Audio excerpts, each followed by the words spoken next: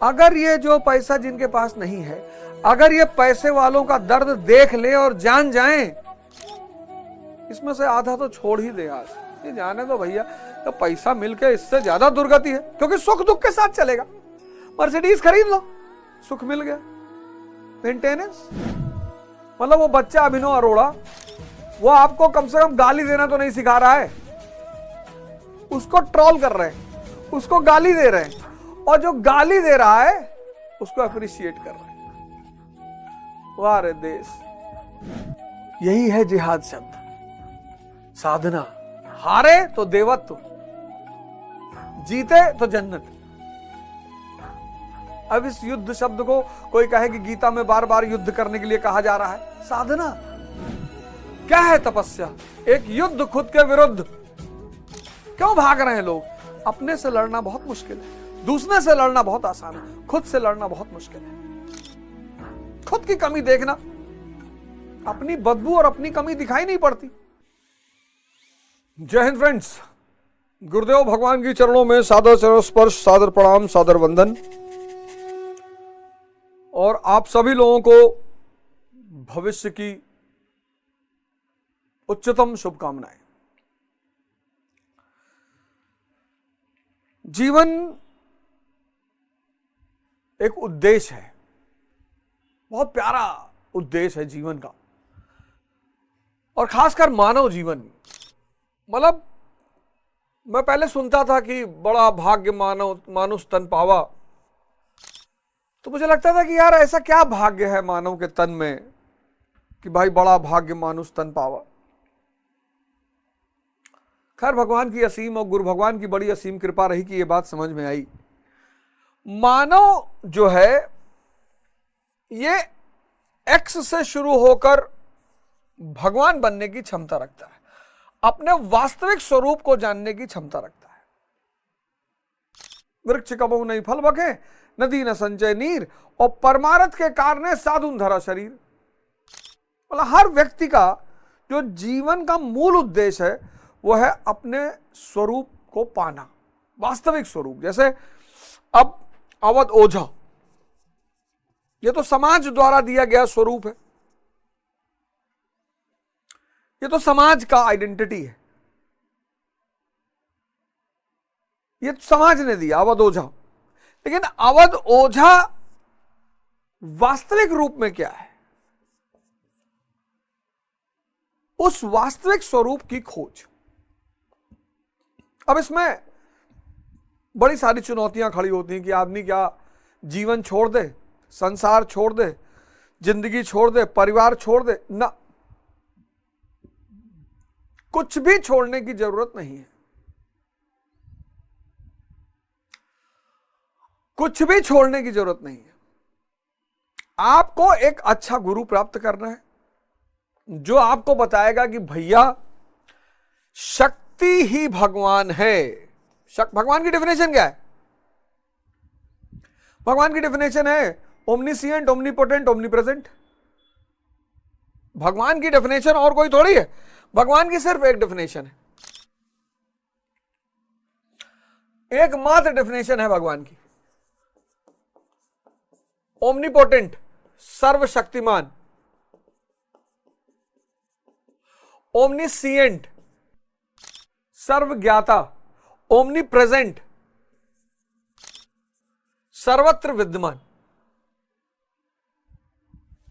यही है भगवान की परिभाषा। ओमनी, ओमनी पोटेंट, सर्वशक्तिशाली। ओमनीसिएंट, सर्वज्ञाता। ओमनी प्रेजेंट, सर्व जगह विद्यमान। और इंसान की आत्मिक दौड़ है भगवान बनने की। अब हिंदुस्तान में आईआईटीएंस हैं, डॉक्टर्स हैं जो बहुत अच्छे व्यवसाय माने जाते हैं, सीए हैं, बहुत अच्छे व्यवसाय माने जाता है। सीए तो भारत में एक ऐसा व्यवसाय है जो मुझे लगता है कि लॉयर के बाद सबसे शक्तिशाली व्यवसाय है। अच्छा प्रोफेशन है, बड़ा सम्मानजनक प्रोफेशन है, और दुनिया के जितने पूंजीपति वो आपको गुड मॉर्निंग कहेंगे, पता नहीं कौन सा पेच आप घुमा दो ले आगे। जिसको पूंजीपति सलामी कर रहे हैं वो सीए। पूंजीपति कहां किसी को सलामी करेगा। सीए बहुत पावरफुल प्रोफेशन है। भारत में बहुत सारे, लगभग सारे प्रोफेशन अच्छे, लेकिन कुछ प्रोफेशन बहुत अच्छे, जैसे मैंने देखा सीए का प्रोफेशन बहुत अच्छा है, मेडिकल का प्रोफेशन बहुत अच्छा है, इंजीनियर का प्रोफेशन, ये सब प्रोफेशन। लॉयर तो खैर मेरी नजर में सबसे बेहतरीन प्रोफेशन लॉयर का है, सबसे बेहतरीन प्रोफेशन। आप अच्छे वक्ता हैं, आप अच्छा पढ़ना जानते हैं, आप अच्छी बहस कर लेते हैं, लॉयर का प्रोफेशन बहुत अच्छा। लेकिन ये सारे के सारे सिविल सर्विस की प्रिपरेशन में आते हैं, सारे के सारे ये सारे आते हैं सिविल सर्विस की प्रिपरेशन में। ये बड़ी आश्चर्य की बात है। क्यों?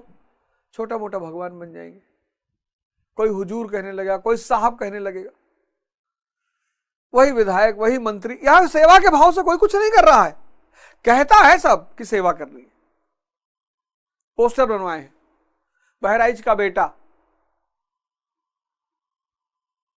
आपका बेटा, नेता नहीं सेवक।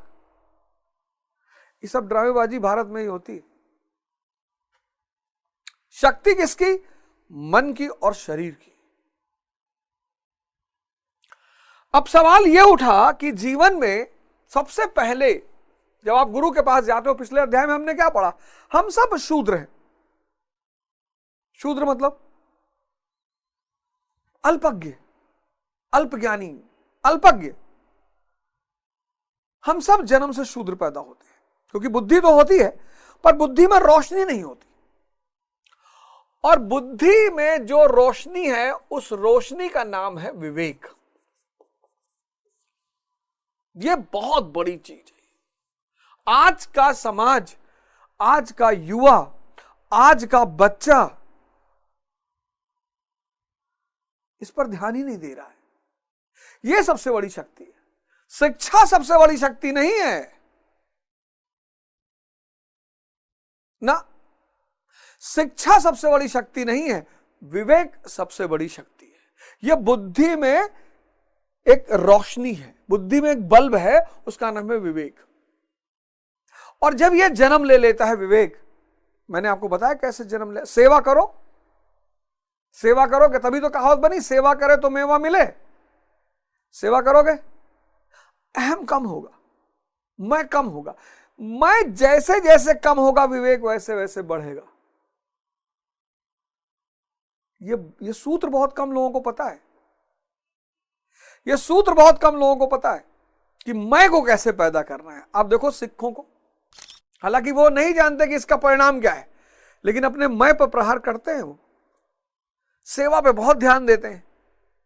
क्रिश्चियनिटी स्कूल खोलती है, अस्पताल, हालांकि अपने अपने उद्देश्य हैं सबके, लेकिन मैं को कम करके ही विवेक को पैदा किया जा सकता है। इसीलिए किसी स्कूल में, किसी विद्यालय में, किसी कॉलेज में, किसी यूनिवर्सिटी में विवेक का कोर्स नहीं चलाया जाता, विजडम का कोर्स नहीं चलाया जाता, इसका कोर्स किसी स्कूल में नहीं चलाया जाता। आज के बच्चे स्मार्ट बहुत है, तेज बहुत है, आज का युवा स्मार्ट बहुत है, तेज बहुत है, पर विवेकहीनता है। बहुसंख्यक ऐसा ऐसा काम कर रहे हैं,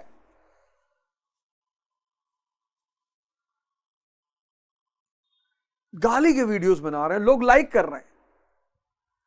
मतलब वो बच्चा अभिनव अरोड़ा, वो आपको कम से कम गाली देना तो नहीं सिखा रहा है, उसको ट्रोल कर रहे हैं, उसको गाली दे रहे हैं, और जो गाली दे रहा है उसको अप्रिशिएट कर रहे हैं। वाह रे देश, वाह रे मुल्क। कोई भी मुल्क महान तब बनता है जब उसके मुल्क में बहुसंख्यक लोगों के पास विवेक पैदा हो जाए। तो सेवा पहला काम, जब मौका मिले मंदिर चले जाओ बगल के, मस्जिद चले जाओ बगल के, गुरुद्वारा चले जाओ बगल के, पोछा लगा दो।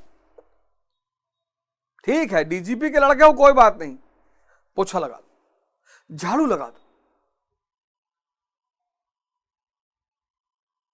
सेवा, सेवा से विवेक पैदा होगा। विवेक से क्या पैदा होगा? समझ पैदा हो जाएगी। अब ये समझ फिल्टर का काम करेगी, क्या उचित क्या अनुचित। अब उचित अनुचित जान गए तो शक्ति पैदा हो जाएगी।